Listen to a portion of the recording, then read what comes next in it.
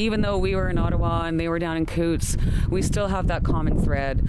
And I'm trying to get out and advocate for as many people that have been charged and are facing charges or whatever, and to help them. So, because we're a team, in my opinion. Yeah.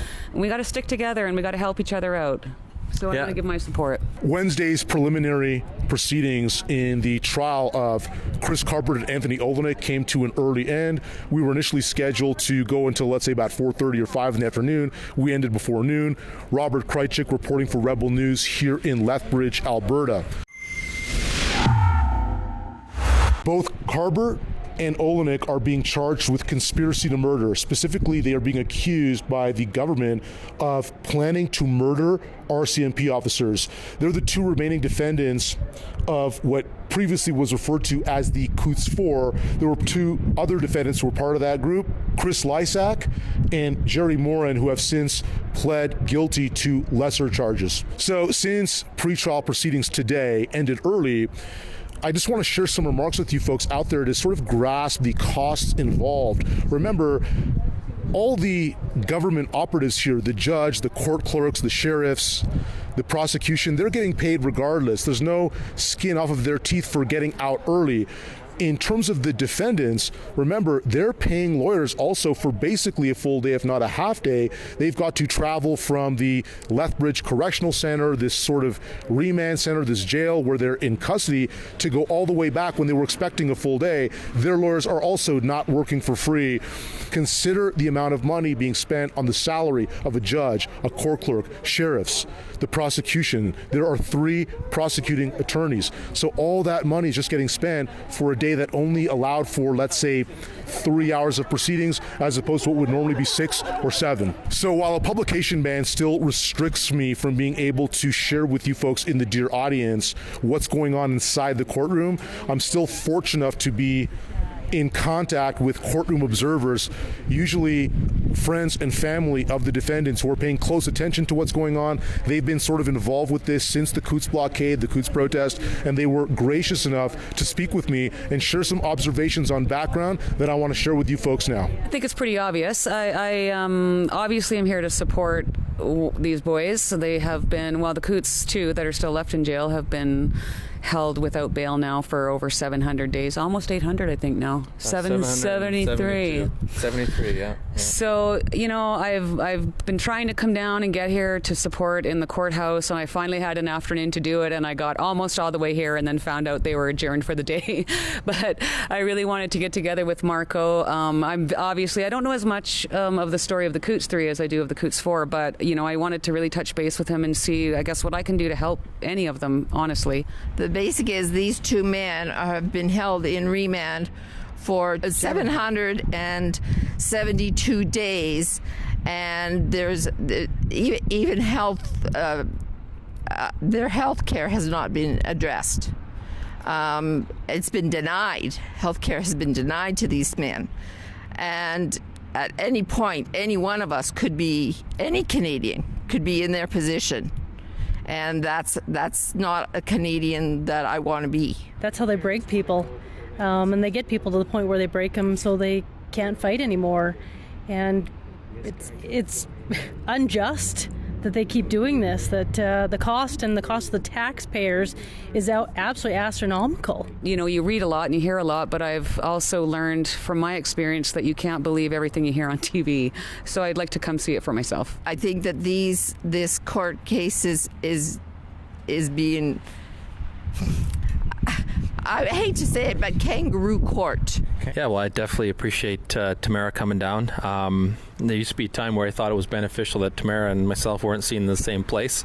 You know, you never know what legacy, or how would Shadow Davis say this, corporate corrupt media or something along those lines, what they would say about us, right? There was initially that web that they drew where Ottawa and Coutts and Windsor and everybody was connected and organized, and you know, even the Russians controlled it. We came in today to follow the proceedings and to present the boys, and it's just a joke. It's the tax dollars that we're paying out to be flapped around like we were a pancake. This is ridiculous. And an hour drive? Come on, it takes gas. People, you don't drive here for nothing? Folks, we are running 2 fundraising campaigns in relation to this trial. The first is to fund the defense costs for one of the defendants, Chris Carbert. If you want to help him out and help fund his legal team, please visit helpchris.ca. And also, if you want to help fund our independent journalism, remember, I'm coming in here from Ottawa. I had to fly in here. I had to get a rental car. I'm staying at an Airbnb. We can't do this for free. We need your contributions to continue producing this sort of reporting that you're not really going to get anywhere else. You can do so at truckertrial.ca and stay up to date with our ongoing coverage of this trial and some others. Thank you. You know, lawyers can charge for a full half a day, even if you're in there for an hour or two, which we've experienced with previous counsel, where, you know, it could cost you $6,000 to just be in court for an hour or two. So how do you keep going? I mean, they've got unlimited resources in here against us, so. Anyways, I thought it was beneficial for us not to be seen together, but I've met Tamara a few times, definitely followed her prosecution as well, persecution, I should say. But that being said, there's a lot of things happening in Lethbridge in relation to what happened down on the border from January 29th to February the 15th of 2022. It's we're connected. We're connected, anyways. You know, even though we were in Ottawa and they were down in Coutts, we still have that common thread. And I'm trying to get out and advocate for as many people that have been charged and are facing charges or whatever, and to help them. So, because we're a team, in my opinion. Yeah. We got to stick together and we got to help each other out. So I'm going to give my support. We have been here listening to evidence from days and days and days and days and days. I hate to count the number of days. And there is nothing that is valid. There's nothing valid to hold these men on conspiracy to kill. Nothing. No, agreed. Like I said, they're looking to make examples out of men and women who stood up, because the biggest criminals, if you look back at history, they're not the neighbor that shoots at the neighbor. That happens. You know, they deal with that. But the biggest criminals in history are those who have stood up to their government. There was nothing but unity and love there. We were standing against the mandates, and we still stand against any kind of mandates. We deserve at our age, at any age, to be in control of what we put in our bodies. And I don't need no government or anyone else telling me what I should do with my body. And they may be successful in applying unjust laws and unjust convictions, but they will not be successful in stamping out the individuals that have stood up for freedom, for themselves, for their families, and for others. Yeah, agreed. I would like to see these 2 men out alive. That is the base of my being here today.